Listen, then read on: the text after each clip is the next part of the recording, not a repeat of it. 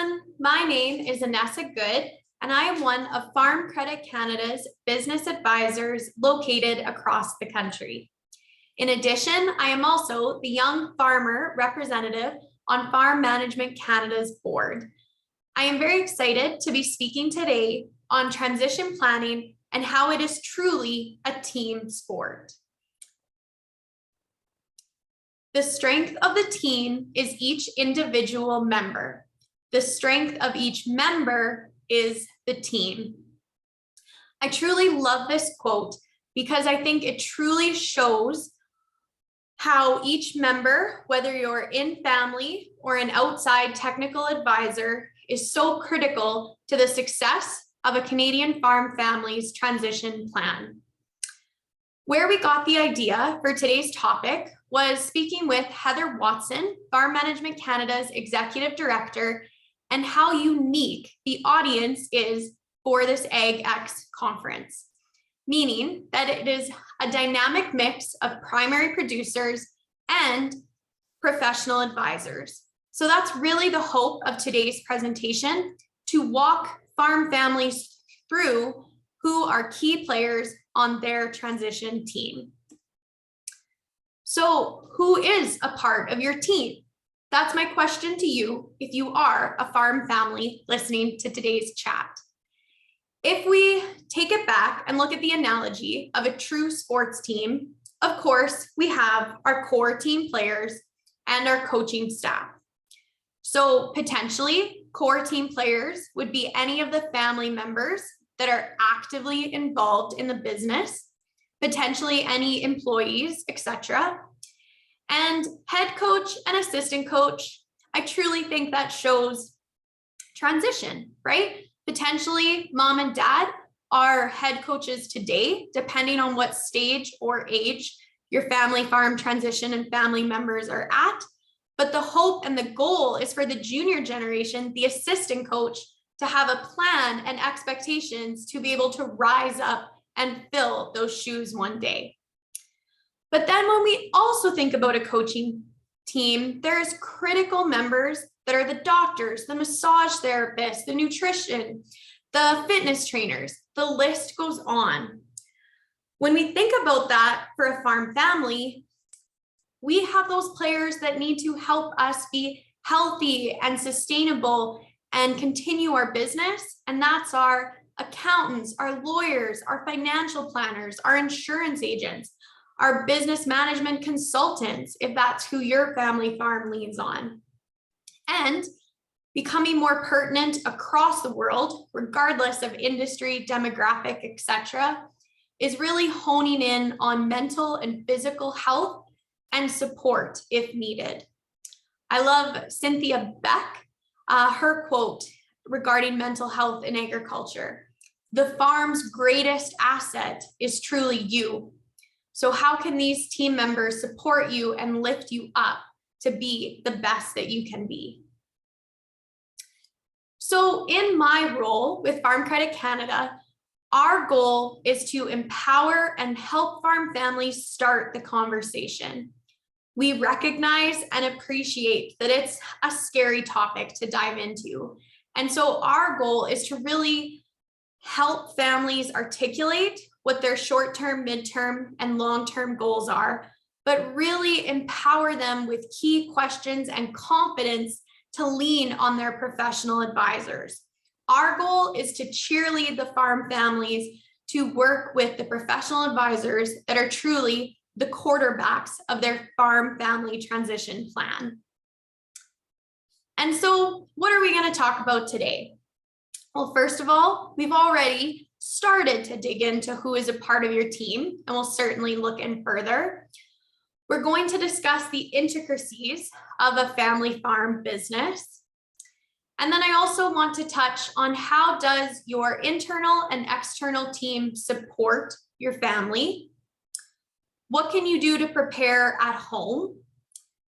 And we'll certainly touch on what factors influence the transition process. And lastly, resources to assist with structuring your family's communication. Because we all know it's quite easy to say, well, go home, talk about it, and come back to your accountant or your lawyer or your banker and tell you what your plan is. But those conversations with family can be some of the trickiest ones to start, and we want to be there to support you. So diving in a bit, I think we truly need to step back and recognize, again, who is on our team. So for family members, this can be the hardest one to decipher. So for my personal definitions, I view succession as the transfer of the business. Who in your family is actively involved in the operation, and which identified children are choosing this business as their career. They can still have off-farm jobs, off-farm income if need be, but who is taking on the risk, the debt, and choosing this as a career? That's the transfer of our operational assets. So cattle, equipment, inventory, etc. Estate planning is the transfer of assets pre and post death. So transferring while alive and through our will. And to me, transition is a combination of both, and is what we're truly here today in conferences such as AgEx, focusing on farm business management, etc. How do we beat the generational scars that we all carry, for those of us potentially that have had families or know of neighbors that succession planning didn't go well? How do we change that focus and be proactive rather than reactive? So that's what we're here to talk about today. This diagram truly just puts into a visual what I just spoke about, saying as the junior generation that's taking over the business, I truly am taking on a career of the operation. As parents, when it comes to estate planning or transferring assets before or after our death, your greatest wealth in agriculture tends to be certainly our land. Of course, quota is also up there as well. And then we have our off-farm assets. So depending on operation, this will certainly look different, these three bubbles, and that's what makes it so unique. When farmers ask us in our meetings, well, what's the typical transition plan look like? Or what's the most common source of action? This diagram truly shows how each family and each family's business is so unique, and thus there's no cookie cutter answer. We truly need to peel back and assess the objectives of each individual family. When we look at many transition stories, they tend to focus on two things. They tend to focus on tax and business structure planning, which is very important. That's dollars in your back pocket, potentially. And they also tend to focus on life insurance, investment plannings, and wills, right? That ultimate estate planning from senior generation down to their heirs for inheritances. But we all know there's a lot of other pieces of the pie. And this is where my team tends to focus a lot. How can we support families communicate? How do we help them define role clarification? Are we actually transitioning management, roles, responsibilities? Are we training the successor? Of course, we're family. There's going to be conflict. How do we deal with non-farm siblings or children? All of these human factors and relationship factors that affect the technical pieces of the pie described earlier. And so this is what I hope to help farm families understand with today's presentation. How does your internal, meaning your own family members, and external team of technical advisors support your family through these factors? So how do we prepare at home? A great way is to document. I call it a family tree, a family picture. Who is actively involved in the business, again, identified, and how many kids are there? Are grandparents still alive? Do they still own equity? A family tree, where do they live? That's going to be a huge one that we come back to. And what are they doing with their life? Secondly, a farm asset list is a great place to start. So listing out who owns what. Not only is that, does dad own the tractor or does junior generation own the tractor? It's slowing that down to say, is the tractor owned personally or corporately, for example? A current net worth statement is a great strategy, again, to assess where we're at today. Digging out our current will. Is it up to date or is it outdated and we need to make revisions? Creating a living budget. This is for all generations. And I know we're going through this quickly, but we'll dive into these and slow the conversation down as we go through today's presentation. A living budget is truly for the junior generation to assess where they are at in their short-term, midterm, and long-term goals. And then also for the senior generation. Are we truly slowing down and understanding and projecting what we are going to need in our retirement years? And also when we move off the farm, if that's a consideration. Or of course, budgeting also plays into, and we'll talk about a lot more in detail, one's will. What are the financial obligations if that will was read? And then of course, looking at your past 3 to 5 years farm financials, seeing where you're at, where you want to go, and dream big. As the senior generation, one of the biggest goals as an advisor is to get mom and dad on the same page. Have the two of you discussed where you see yourselves for the next 3, 5, 10 years of this transition plan, for example. Do you see yourself staying on the farm for as long as your health allows? Do you see yourself traveling more now that the world's opening up again? Do you see yourself moving to town prematurely? All of these conversations impact the farm, the junior generation, and of course, the senior generation themselves. And we all know working with family is tricky. Everything is personal.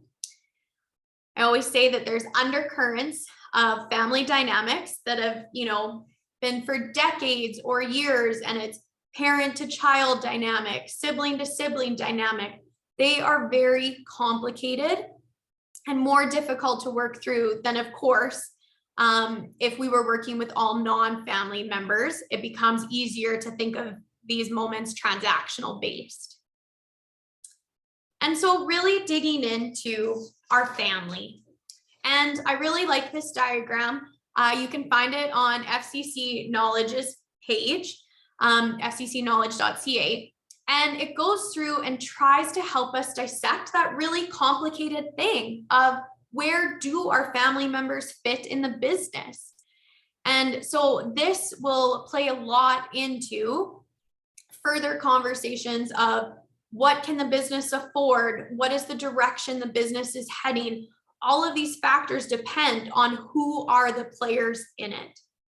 And so being able to dissect primarily where our off-farm children or siblings sit, what's their involvement in the business, and secondly, mom and dad, as we transition you out over time, how are we ensuring that we're empowering the junior generation to step up and take over and thrive?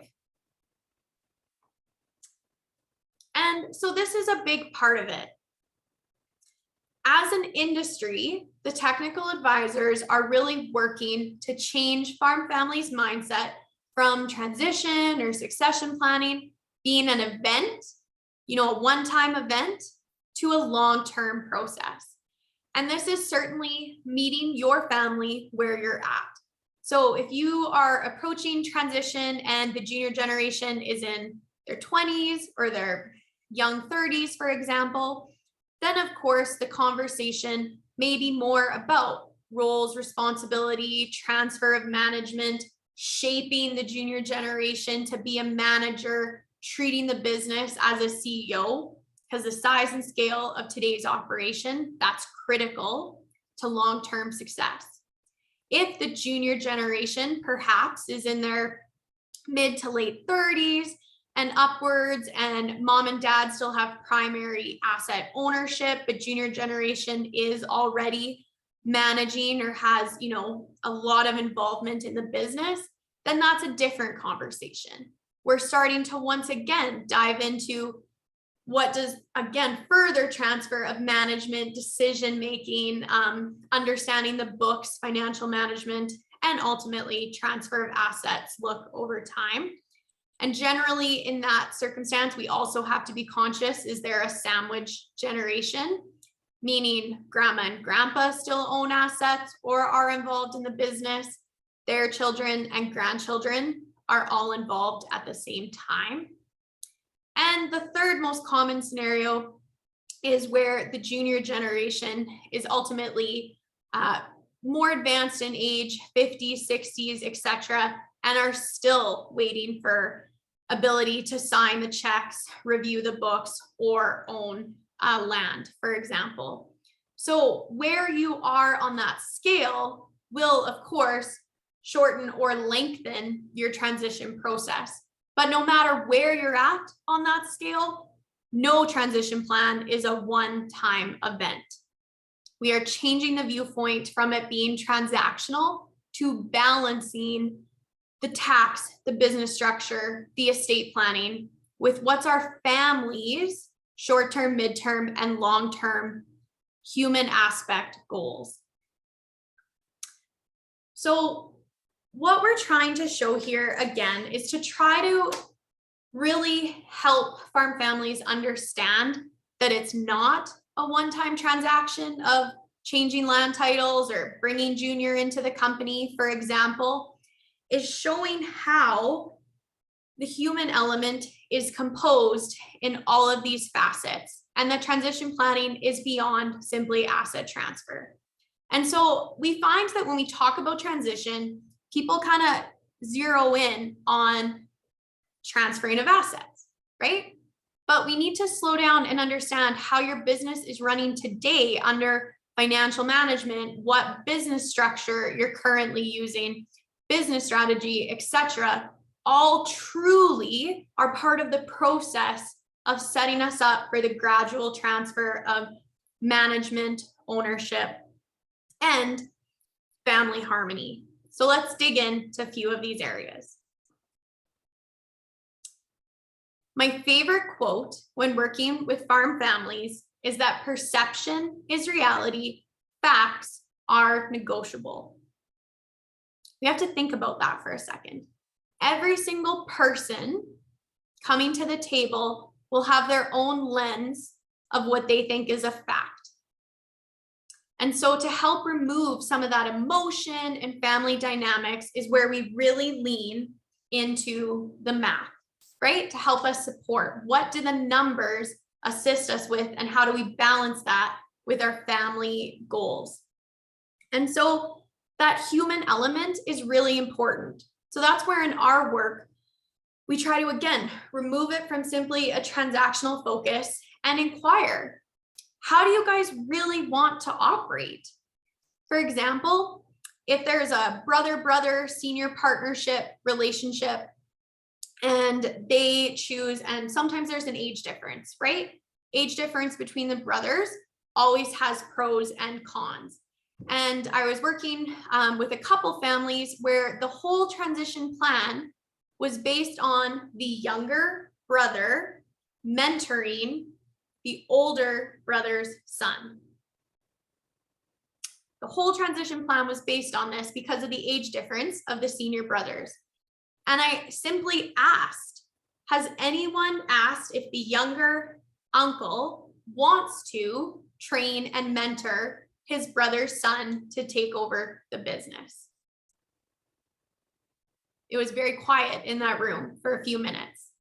Second question, as junior generation, who do I report to? Do I go to dad? Do I go to uncle? I can complain about uncle to dad because I don't think he's being fair or he didn't explain something properly. We have to slow these conversations down because the human element is critical. taking that same family and saying, okay, perhaps the junior generations both decided to split. The brothers and brothers decided to split, and the families are now going to go on their way. Have we ensured, after we've done all the technical work and made this split happen, the human elements again? Have we unintentionally set the junior generation, both boys or daughters, have we unintentionally set them up to compete for the next quarter of rented land? Or are we going to talk about it and work through these family human dynamics? So, financial management. This is huge because, as it says in our description, understanding how well your farm is doing financially will assist you in truly creating the transition plan that meets the needs of all generations. So, in the future, this ties back to your asset list, your net worth statement, and of course, your will. What financial obligations are in your will if it was enacted? So, for the senior generation, do you have an idea or have you budgeted for your personal costs for living? Can you differentiate what the farm is paying for and what you are paying for personally? Are we also budgeting for all generations what our personal cost of living will be in the future? Having this knowledge up front is critical for the sequence of how we can set up this transition plan. All too often, we're working with families that have went out and expanded, bought third-party land, for example. Junior generation has quit their jobs and no longer has off-farm income. And we've done all those decisions without truly figuring out where we are at today financially, and does that meet our short-term, mid-term, long-term goals? Meaning, is the family's goal to continue to expand? How does that come into play? Can the business truly support mom and dad's retirement income needs now and in the future? And ultimately, what does the will say? Because if we were to put this on a timeline and budget all those upcoming costs and then say, boom, tragedy hits and the emergency will from our parents is read, and oh, surprise, there's an X dollar amount buyout for your off-farm siblings. Can the business truly afford the obligations of the will? And that's where your team members of your financial planners, your accountants, your lawyers, they need to work with you, and they will, to truly say that whatever documents we put in writing are reality, are realistic. Otherwise, we're just kicking the can down the road. And as the junior generation, I would like to know what my upcoming financial obligations are so I can choose that maybe I can't quit my off-farm job full-time yet. Or, hey, mom and dad have off-farm reserves, so retirement income from the business is only 50%, for example. It truly allows the junior generation to choose their future and what is sustainable. And again, this is the power of scenarios. I can't stress this enough. Working through with your technical advisors and asking, what does it look like if junior generation keeps their off-farm job for X amount of time? What does it look like if we don't even look at expansion yet, but just figure out all our financial obligations at home and transfer of equity to mom and dad? What's the tax implications? All of these conversations empower the farm family to make the best decision for all parties. So then we think about our business structure. This is very important to look at what our structure is today, and do any changes or tweaks need to be made for our transition plan down the line process in the future. And so this is, really where I ask families to talk to their technical advisors and have them explain the pros and cons of their current process. And does it fit the human family side of what our family's objectives are? meaning for families that operate as one profit center, so example, one corporation, things like that between senior generation and junior generation, that's an excellent strategy. But what about the human elements? So if we're in one bubble, we all have to play the rules of the game. We all have to play nice in our sandbox. Junior generations may arise and say, you know, financial independence is really important to me. So if I had my own profit center, and you know, was renting land off mom and dad or renting land off the neighbors, things like that, that fits my goals and ambitions more. This is all part of the discussion before we've automatically just plunked junior generation into mom and dad's corporation, for example.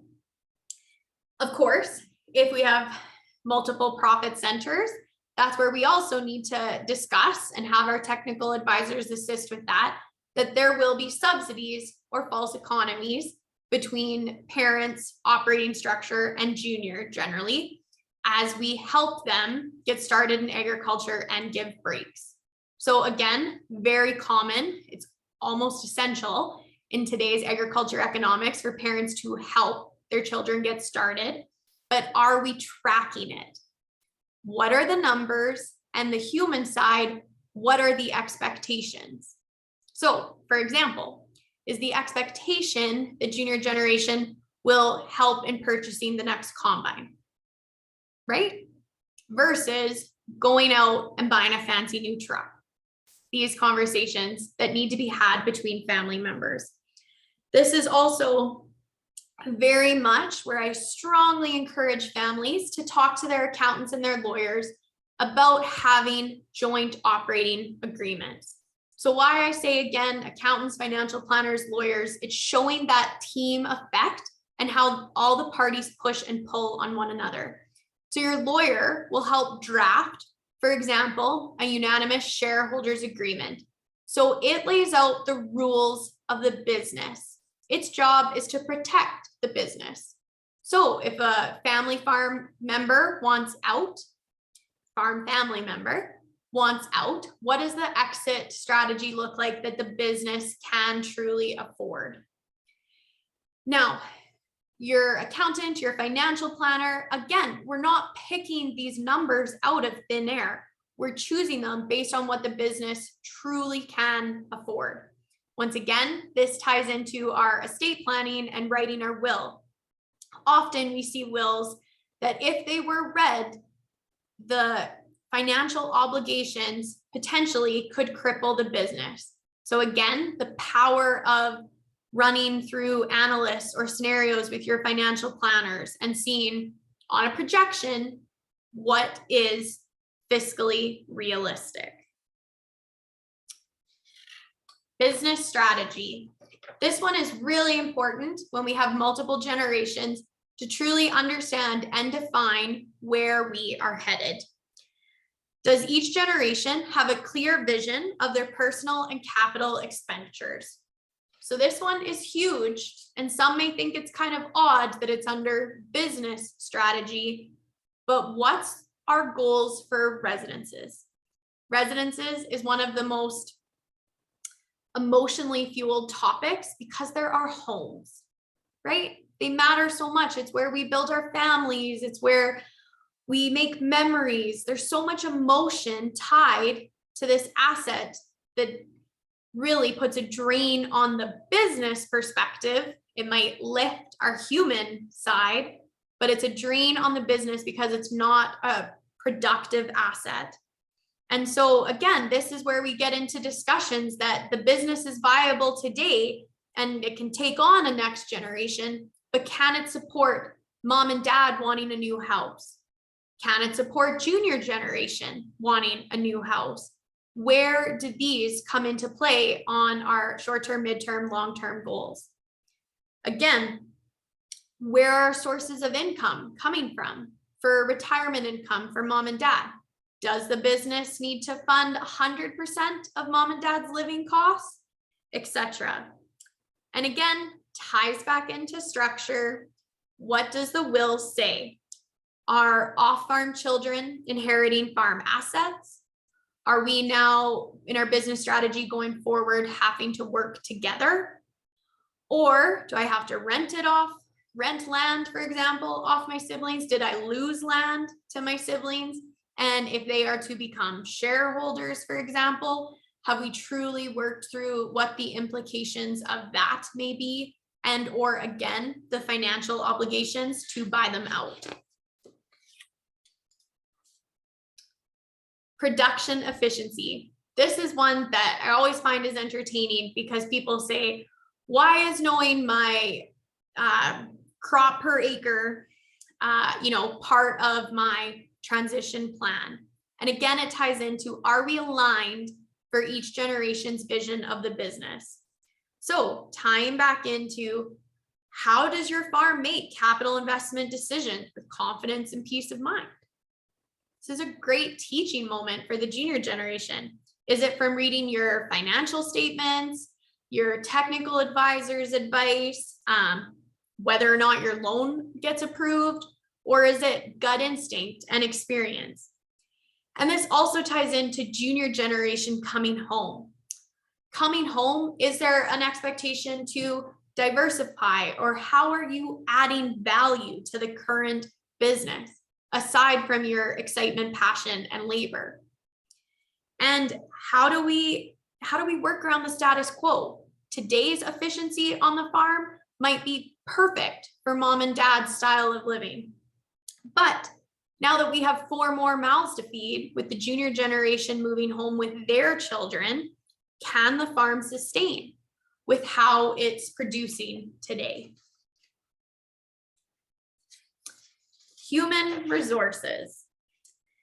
Definitely one of the tricky elements, of course, of working with family.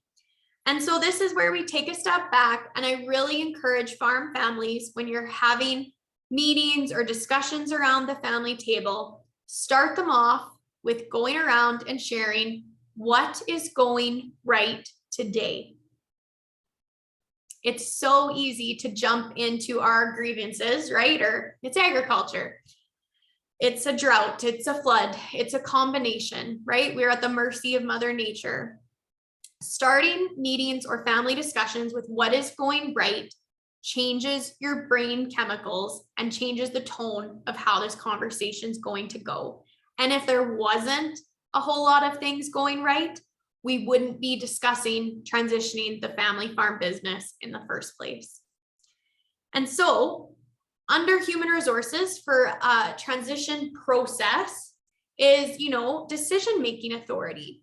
How are we creating a plan and space for junior generation to start to call the shots and make decisions in time? How are we addressing compensation, both from the senior generation in retirement income and long-term planning, and of course, junior generation on the business today? And of course, is sweat equity a part of the conversation? If it is, are we all on page of what it means and how we're tracking and how it's valued? Have we discussed work-life balance? This is a huge part. It's a generational shift in, of course, how millennials and Gen Z view work-life balance going forward. That can break up a family farm transition or add aminosity if we don't discuss it. And of course, communication, probably the hardest part amongst family members. And so there's lots of tools that I'll share a few more later on in our slides, but FCC has lots of conversation starters, things like that. And it really helps take the focus, if it's the junior generation, especially bringing these topics up to mom and dad and saying, hey, this is a conversation tip sheet. It's not me personally attacking you or putting my fingers in where they don't belong. These are just critical conversations we need to start having. And again, an excellent tool of how do we transfer that amazing tacit knowledge from grandma and grandpa, mom and dad, and record it for the junior generation in times to come. And again, certainly in that compensation factor, leaning on our accountants, our technical advisors for them to help create a plan of how best it is for everyone to get paid. All too often, we hear, well, I went into the accountants and I said that I wanted this. And, my pushback on them is saying, well, does that really fit our long-term goals of transitioning the company to junior generation? Because mom and dad, you guys still own all the shares or own all the land and the equity. Maybe our accountant can help us work through a better compensation model, and that's their area of expertise. Certainly around family agreements, proactive planning, of course, always on the table of concern is divorce. So junior generations, new marriage, new relationship, what are the expectations for them to be or enter into the business? And have we shared that with our technical advisors and shared the why? But more importantly, shared that with our family. Because all too often in our work, mom and dad have asked for these huge domestic contracts that protect the business so much and are excellent tools if they've been communicated properly and explained for the why. But junior generation's assumption and expectation is that her husband is going to work alongside her as an equal in the operation. So before we go and get all these legal documents crafted, have we had the conversation as a family? Risk management. This, of course, is a huge element. And again, trying to change one's mindset to how the risk management tools you use today will affect your long-term transition process. Meaning, how can we control what few things in agriculture we can control? So asking questions such as, does your day-to-day stress affect your mental health? Because if it is, we're not making sound business decisions or ideas coming from a rational place. Our brain, our body, we're in fight, flight, or freeze mode. And again, that's certainly where we'll talk about it in a bit here, but Farm Management Canada has done excellent resources and research on how sound business practices can help alleviate some of that stress. And again, really focusing on scenarios. Once again, talking through the team needs you healthy. So if we can talk through with our accountant and our lawyer, what if scenarios, that really empowers us to feel in control. So talking through, what if junior generation gets divorced? What's the implications? What if either generation or individual chooses to exit the business earlier than originally anticipated? Ties back to business structure. And did we create an operating agreement that states junior generation gets X% paid down if they exit, for example, and X% over X% remaining years? Tying back into, again, what can the business afford? And a huge component under risk management is your will up to date?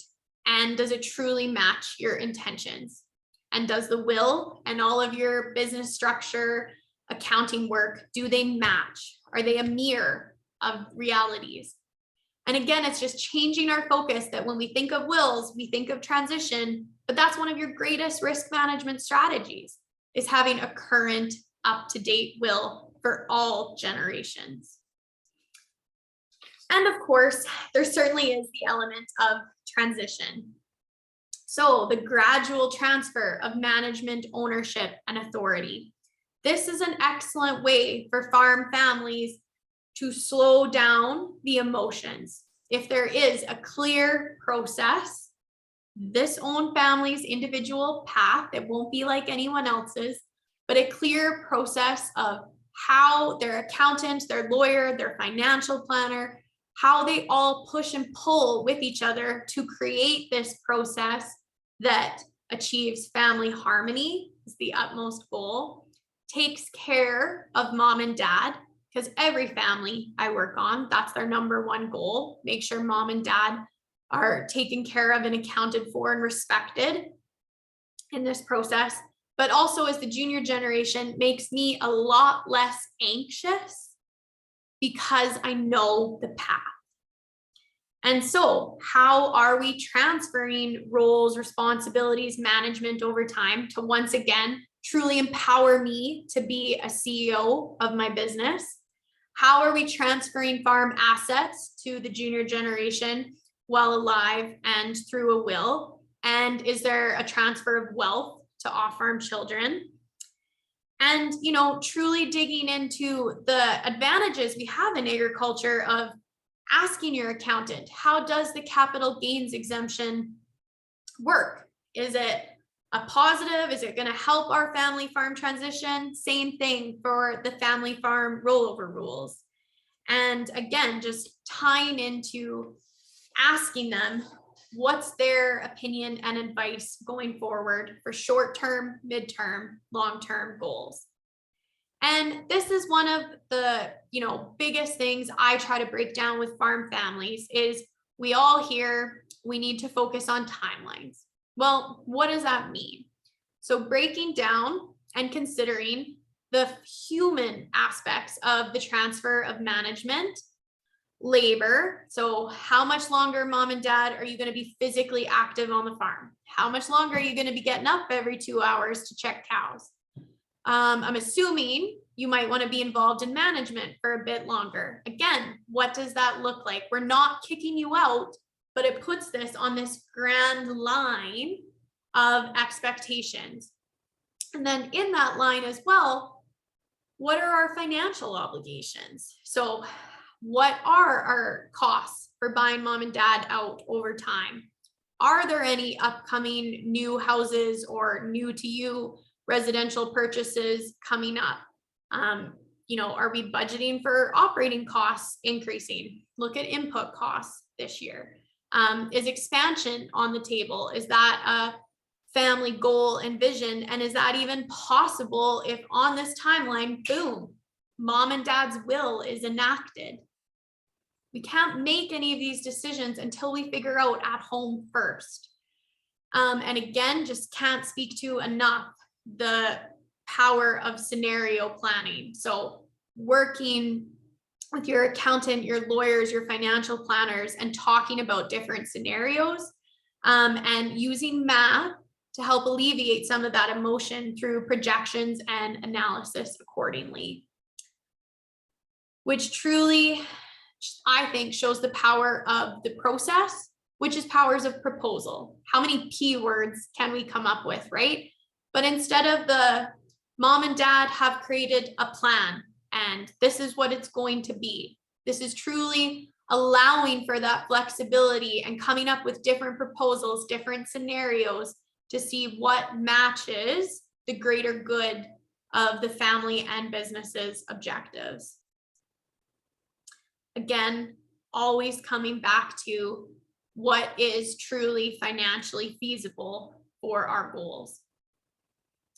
And for either generation or off-farm child or multiple farming children, we can't expect them to accept our decisions until we understand.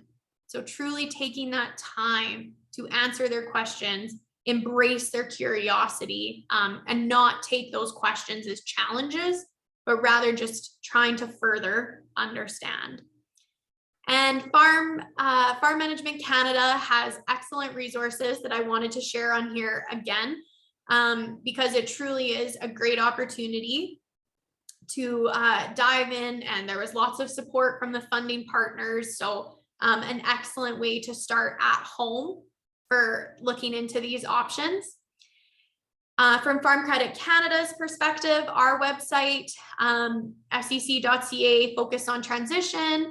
There's, if you scroll to the bottom of the scene, lots of tools. I'm a big promoter of tools, fill in the blanks, things like that to once again help your family start the conversation for when you then go to your accountant, your lawyer, your financial planner, your insurance agent, etc.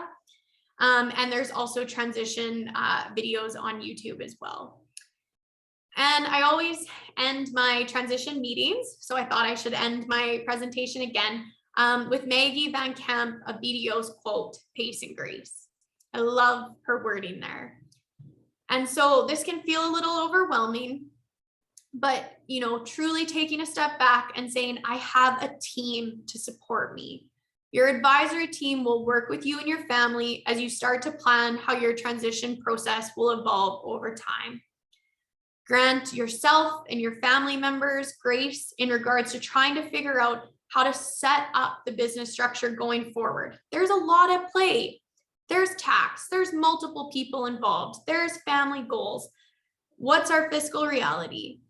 And there may be many learning and growth opportunities along the way. And I always encourage farm families to think of the legacy regarding clarity, open communication, and commitment to the family that you are sharing with all of your children, whether or not they are your farming successors or not. And that culture will be carried on for generations to come. And so in closing today, we all know that working together, everyone achieves more. If you have any questions or wish to reach out, please contact your local FCC office, or if you wish to contact me directly, my contact info is below. Thank you very much, everyone.